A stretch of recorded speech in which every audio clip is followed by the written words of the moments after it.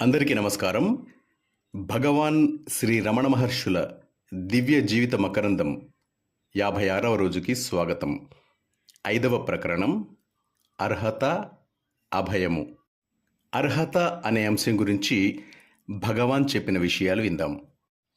ఒకసారి భగవాన్ తన పక్కనే ఉన్న 4 కుక్కలను చూపిస్తూ, ముందుగా నేను తింటేనే గాని అవి ముట్టవు అని అన్నారు. అది పరీక్షించాలని ఆ 4 కుక్కల ముందు 4 లడ్డూలు పెట్టాడొక పండితుడు. వాటి వాసన కూడా చూడలేదు ఆ కుక్కలు. తర్వాత భగవాన్ ఆ కుక్కలు చూస్తుండగా లడ్డూ నుంచి ఒక ముక్క తెంపి నోట్లో వేసుకున్నారు. వెంటనే గబగబా ఆ లడ్డూలు తిన్నాయి కుక్కలు. ఆ దృశ్యం చూసి పండితుడు ఆశ్చర్యపోయాడు. ఇంతలో ఒక ఆయన 2 నెమళ్లను భగవాన్ సన్నిధిలో వదిలాడు. అవి అక్కడ ఉండకుండా మాటిమాటికి బయటికి పారిపోతున్నాయి. అప్పుడు భగవాన్ ఇలా అన్నారు, ఇక్కడ ఉండటానికి అర్హత కావాలి. ఈ నెమళ్లకు అట్టి అర్హత లేదు. ఈ సంఘటనతో భగవాన్ భక్తులు అవటానికి కూడా ఎంత అర్హత కావాలో భగవాన్ మాటల్లో స్పష్టమైంది. 1930వ సంవత్సరంలో ఒక రోజున కేంద్ర మాజీ మంత్రి సిఆర్ పట్టాభిరామన్తో తిరువాన్కూర్ యువరాజా భగవాన్ దగ్గరికి వచ్చారు.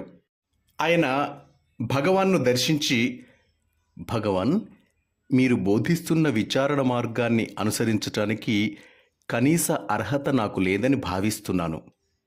అట్టి అర్హతను అనుగ్రహించండి అంటూ ప్రార్థించాడు. భగవాన్ అనుగ్రహపూర్వకంగా చూచి, అర్హత ఉన్నదే, అర్హత ఉన్నదే, ఆ అర్హతే ఇక్కడికి తీసుకొచ్చింది.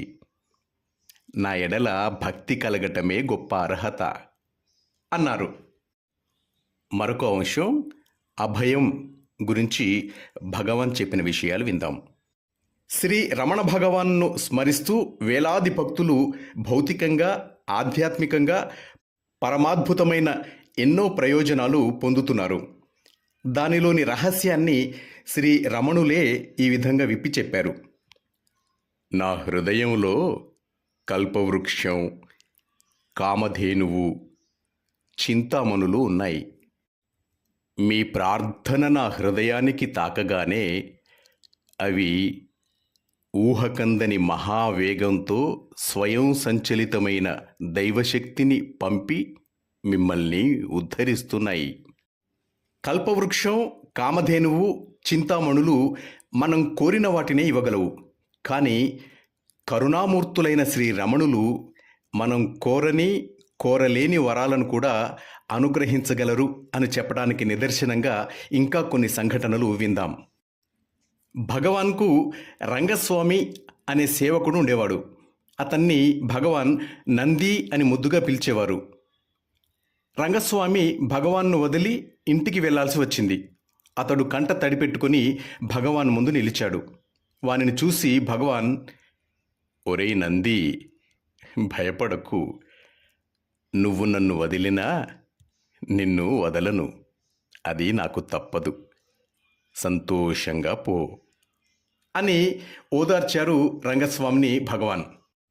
భగవాన్ నిర్యాణానికి ముందు ఒక భక్తుడు దుఃఖంతో, భగవాన్, మీరు అస్తమించబోతున్నారు. ఈ జన్మలో నాకు రవ్వంత జ్ఞానం కూడా కలగలేదు. వచ్చే జన్మలో నా గతేమిటి అంటూ కన్నీరు పెట్టుకున్నాడు. భగవాన్ కరుణా దృష్టితో, ఎందువల్ల మనం ఈ జన్మలో కలుసుకున్నాం అంటూ ప్రశ్నించారు. వెంటనే ఆ భక్తుడు, నా పూర్వజన్మ పుణ్యం వల్ల అంటూ జవాబిచ్చాడు. అప్పుడు భగవాన్, మరి ఈ జన్మ పుణ్యం వల్ల వచ్చే జన్మలో మనం కలుసుకోకుండా ఎట్లా ఉండగలం? భయపడకండి, నేను మీతో ఉంటాను అంటూ అభయమిచ్చారు భగవాన్. 1927వ సంవత్సరంలో ఆశ్రమం వారు శ్రీ రమణులు తమిళంలో రాసిన రచనలను ఒకే గ్రంథంగా కూర్చి ప్రకటించాలని భావించారు. దానికి శ్రీ సుందరేశయ్యరును పీఠిక రాయమన్నారు. శ్రీ రమణులు వారిని ప్రోత్సహించారు. శ్రీ సుందరేశయ్యరు పీఠిక రాసి దానిని ముందుగా రమణులకు చూపించారు. అదంతా భగవాన్ శ్రద్ధగా చదివి, సుందరేశ, చివర్లో ఇలా రాశావేంటి అని అడిగారు. పీఠిక ముగింపులో, ఈ గ్రంథాన్ని భక్తితో పఠించిన వారికి అనుగ్రహ స్వరూపులైన భగవాన్ శ్రీ రమణ మహర్షి మోక్షాన్ని అనుగ్రహించగలరని ఆశిస్తున్నాను అని రాసి ఉంది. భగవాన్ వెంటనే కలం ఇవ్వు దిద్దుతాను అంటూ స్వహస్తంతో, ఈ గ్రంథాన్ని భక్తితో పఠించు వారికి అనుగ్రహ స్వరూపులైన భగవాన్ శ్రీ రమణ మహర్షి మోక్షాన్ని అనుగ్రహిస్తారు అని దిద్దారు. అలా భగవాన్ అమృత హస్తంతో రాతపూర్వకంగా అనుగ్రహించిన అభయాన్ని చూచి సుందరేశయ్యర్తో సహా భక్తులందరూ ఉప్పొంగిపోయారు. భక్తుడు జీవి సుబ్బరామయ్య శ్రీ రామతీర్థస్వాముల వారు రాసిన గ్రంథాలు చదివి అందులో చెప్పినట్టు ప్రాణాయామ పద్ధతులు ఆచరించటం మొదలుపెట్టారు. కొంతకాలం జరిగాక శిరస్సులో అగ్నులు మండుతున్నట్టు, శిరస్సు చీలి ముక్కలవుతున్నట్టు అనిపించసాగింది సుబ్బరామయ్య గారికి. ఆయన ఎందరో స్వాములకు తన విషయం చెప్పి మార్గం చెప్పమని అర్థించాడు. కానీ ప్రయోజనం శూన్యం.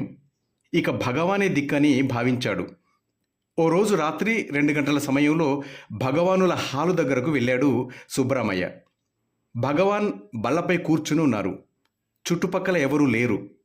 మెల్లగా భగవాన్ దగ్గరకు వెళ్ళి తన బాధ చెప్పుకొని రక్షించమని వేడుకొన్నాడు. భగవాన్ నిర్మలంగా అంతా విని చిరునవ్వులు చిందిస్తూ అమృతం ఒలికేటట్టు ఈ విధంగా అన్నారు. ఏమి భయమా? ప్రత్యక్షంగా గురువు ద్వారా శిక్షణ లేకుండా యోగాభ్యాసాలు చేస్తే ఇటువంటివి తప్పవు. కానీ నీవిప్పుడు నా వద్దకు వచ్చావు.